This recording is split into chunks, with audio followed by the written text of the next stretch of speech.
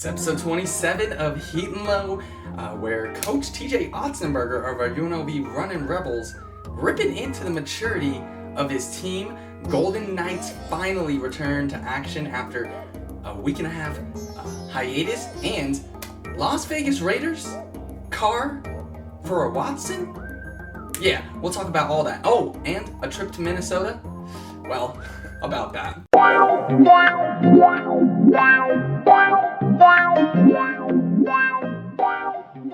So UNLV, they had a 2-game series against a northern rival Reno, and it didn't bode well. Especially the first game, they lost by 29 points, which was their second largest deficit to Reno. Their biggest was 36 points back in 2017, but that obviously wasn't under Otzelberger.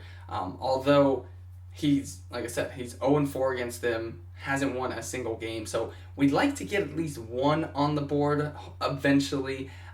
Second game was closer, only lost by 10, still double digits, but not as bad. But after the first game, Coach TJ did come out and he ripped into his senior leadership. He basically said, we don't have a lot of, older guys, but the ones we do have need to have that personal pride kick in first, and then the pride in their team, so they can let everybody know the effort to match, to kind of play at a high intensity. And he flat out just said, I think our team lacks maturity. Now, there's only one senior on the team, and that is Mbake. And so, he's been playing well. I don't see him really as a vocal leader. That's not who I view Mbake as. So, I think that's kind of hard, because I think he just goes out there and plays. And there's nothing wrong with that, but I think, you need to have some sort of clear leader. Now, there's a lot of juniors and stuff on the team, Bryce Hamilton, which to me, that's who I would think is the leader. I think Bryce is the one, or probably should be the one to kind of, motivate everybody and go out there and hey, let's go do this. It is important to mention, though, that he's been battling an ankle sprain, and he actually didn't play in either game against Reno. So that hopefully will bring you some solace. Like, okay, we lost to Reno, but we didn't have one of, or probably the best player on our team.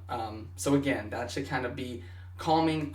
But again, hopefully, he can kind of nurse that and get back into action. I kind of hate to see, players, out with injuries. That's always a sucky situation. But let's go ahead and break this down game by game. Game one, obviously, UNLV never held a lead. Scoring wise, they were consistent with Moses Wood, David Jenkins Jr. finishing with 13 points apiece, as well as Caleb Grill having 11, Mbake 8 points, 9 rebounds, Reese Brown 6 points, Devin Tills 5 points, 8 rebounds, and Nicole Blake 4 points. However, they only shot 34% from the field and 29% from three, while Reno shot 56% from the field and 58% from three. So almost 60% from the three-point line.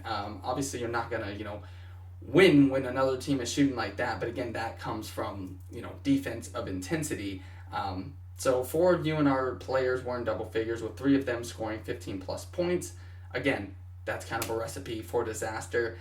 Game 2, again, UNLV played better, and they did actually have a lead at half. They led by 4, but they were outscored by 14 points in the second half. Like I said, losing by 10.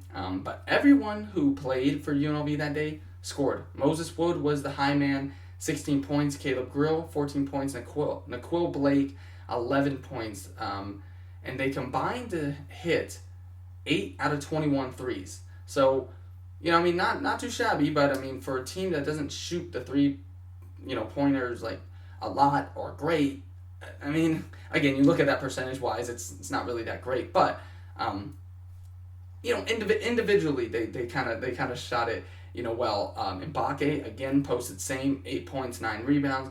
David Jenkins Jr. only had 7 points, but then you had Tills, Reese, and Eduardo Del Cadia had 2 points.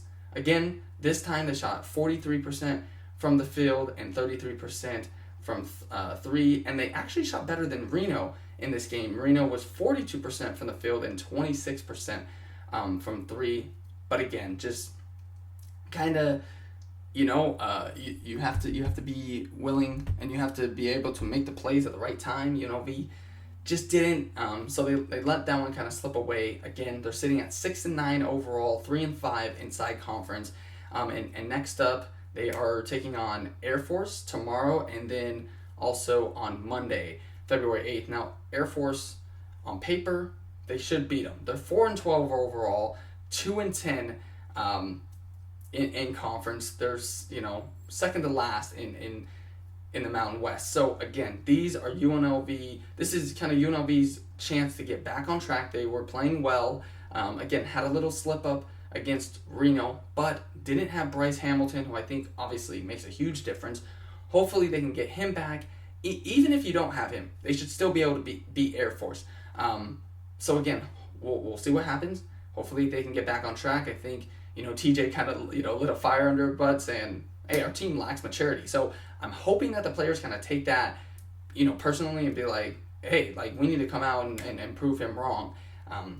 So we'll wait and see what happens. But that's they're sitting in the middle, kind of lower tier of the pack. So again, kind of competitive division. Like I said, Boise State 14-2, Utah State 14-5, Colorado State, San Diego State at 13-4, and then you got Reno at 12-7. So those top 5 teams are all at least 5 games above 500.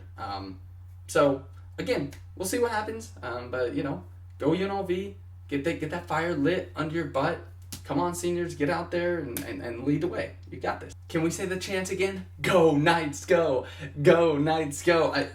It's been a week and a half. It feels like we went through an off season all of a sudden, or an all-star break. That's what Mark Stone kind of attributed this last week and a half. He's like, yeah, it feels like we had an all-star break, which is about a week long. So he's not wrong. Now, our Golden Knights haven't played since last Tuesday when they lost to the St. Louis Blues.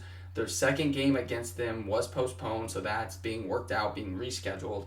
But they're just going to move on again. Just to recap, the coaching staff, including Pete DeBoer, kind of, I guess, showed symptoms of COVID, and they, were all kind of sent to self-isolation. And during that first game against the Blues, our GM, Kelly McCrimmon, had to actually step in behind the bench to kind of coach. So it kind of all started there, and then, the next day, Alex Pietrangelo kind of, had symptoms and stuff, so that he had to be away, and then it was just like, hey, we got to kind of halt the season where it is and make sure everybody is okay before we proceed. But good news, the Golden Knights will be playing tonight. They have a 2-game series against the LA Kings. So tonight, and then on Sunday, tonight's game is at 7 p.m., while Sunday is at noon. So defensive men, Braden McNabb is also out, but he's listed as a long-term injured reserve, so we'll see what happens with that. But the Golden Knights did close down their facility last Wednesday. So again, it's been about a week and a half now. If Pietrangelo is confirmed, because he hasn't been confirmed yet, if he is confirmed positive, he will have to quarantine for at least 10 days. And that might mean that our rookie Dylan Coghlan could make his possible NHL debut. So that would be cool if the Golden Knights decide to start 6 defensive men, having be it that Pietrangelo is out. So again, they're scheduled to take on the Kings tonight and then Sunday, and then next week they got the Ducks. These are all home games. They're playing the Ducks at home on Tuesday, 7 p.m., and then again on Thursday, 7 p.m. So, go Knights, go. Right now they're sitting at 5-1-1. Obviously with the division standings, they're going to be a little behind everyone because they haven't played as many games. You're basically talking about they lost 3 games because they lost their second game. Not lost, but haven't been able to play their second game against St. Louis, and then the 2 against the San Jose Sharks. So, yeah, those are 3 more games that is going to have to be scheduled, making it probably a tight schedule for our Golden Knights, which, we'll see how that works out. But I mean, again, COVID, we've seen it in every sport. It's affected everything. Very unfortunate, but it's exciting. Go Knights, go. Let's get back on track. I don't know who's going to start tonight, if it's Fleury or Leonard. Leonard played in the last game, so maybe Fleury. Flower? Let's see what you can do. You're undefeated. Let's keep that going. So brace yourself. You ready for this? Las Vegas Raiders apparently are interested in acquiring Deshaun Watson. He's been a hot commodity, coming out of Houston. It's kind of been, a whole dumpster fire in terms of sports there. You had the Astros kind of controversy with the whole cheating scandal, that thing. Earlier, in basketball, you had James Harden wanting to get out of Houston. Now he's in Brooklyn. And now, we've heard countless reports and stuff, except for, kind of Deshaun himself, that he wants to leave Houston, which, I believe he does. And I think he wants a fresh start. And I think he kind of deserves one. I think Houston has kind of, kind of disrespected him, wasted his talent. Traded his best receiver in DeAndre Hopkins. It's like, that was a head scratcher. Like, what are you doing? I'm not, the Raiders, obviously, Amari Cooper, they said bye. Khalil Mack, they said bye. So, I can't really say for the Raiders, it's been much better. But apparently, the Raiders are now one of the newly announced teams to be interested in Deshaun Watson. And apparently, obviously, they're gonna, they'd have to trade away Derek Carr. You're not gonna have Derek Carr and Deshaun Watson, and you're gonna have Deshaun Watson be a backup or Derek Carr be a backup? No, it's not gonna work like that. So they're thinking about doing that. This is kind of puzzling, when I think about this. Now several NFL insiders say that the Raiders can make a scenario where they involve a 3-team trade. Obviously, I don't know who the other team would be, but that's just according to NFL insiders. Now, Carr's 2020 season, he ranked 11th in passing yards, 11th in passing touchdowns, and 10th best in passer ratings. Now, according to the Pro Football Network, Derek Carr is ranked 10th out of 32 quarterbacks, which is not bad. Now, Deshaun Watson is ranked 4th, so he is a top 5 quarterback.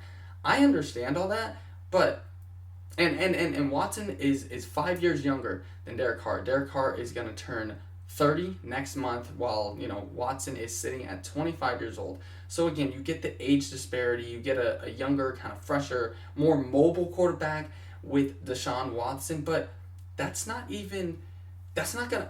Here's the thing: you bring in Deshaun Watson to Las Vegas. Yes, I do think right now he will have better receivers than he does in Houston after he lost DeAndre Hopkins, because you have Nelson Aguilar, who is a veteran, who was vital this year. You have Henry Ruggs, who I think is going to be a huge NFL receiver in his days. It was only his rookie year. And then, of course, you have Darren Waller, who that dude is just a beast. And that was like Derek Carr's favorite target. And you got Josh Jacobs in the backfield. So I think if Deshaun Watson, if they somehow acquired him, comes to Vegas, you have pieces on offense, to kind of compete with someone like the Chiefs, because again, you're getting a better quarterback statistically, and then you got, pretty good wideouts and a running back and all that. But again, the problem is the defense. Now, the Raiders defense ranked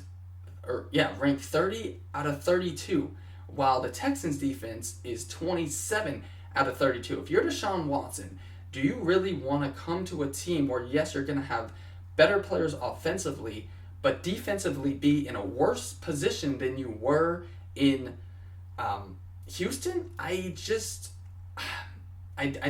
don't think so. I would love for the Raiders to get Deshaun Watson. I would feel bad for Derek Carr because, again, Derek Carr didn't even have a bad year. I think, again, he proved to have a great year this season. And, again, the defense is the problem. They allowed 30-plus points in 10 out of the 16 games.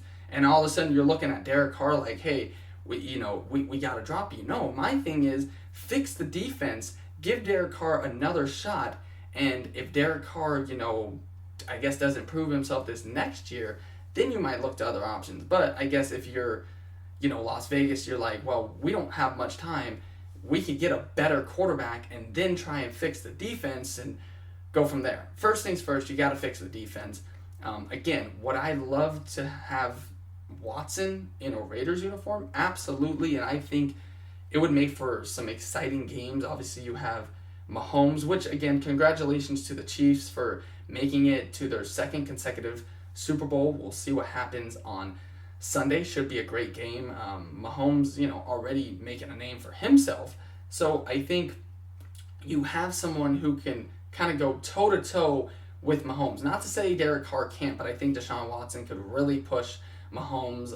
Again, last year, they, played in the playoffs, and the Texans held a 24-0 lead, but then, Mahomes and company just turned it on, and all of a sudden they won by 20 points. It was like a Golden State Warriors avalanche. That's what the Chiefs do. They might be down, but they're never out. That's how you have to account for them. But I think in a division where you already have a pinnacle quarterback in Mahomes, and then you have an up-and-coming one in Herbert, so I think, sure, getting Deshaun Watson, you get a younger, fresher, more mobile quarterback, but at the same time, you got to fix the defense. So that has to come first, but we'll see. If the Raiders can get Deshaun Watson, awesome. Again, you got to solve the defense, and then we could be talking about a potential kind of playoff or Super Bowl run. But again, the defense needs to be the main priority. So, last things last. Now, I wanted to say that.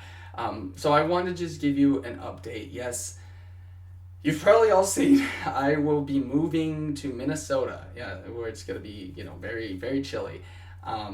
It's exciting. I got a radio gig out there.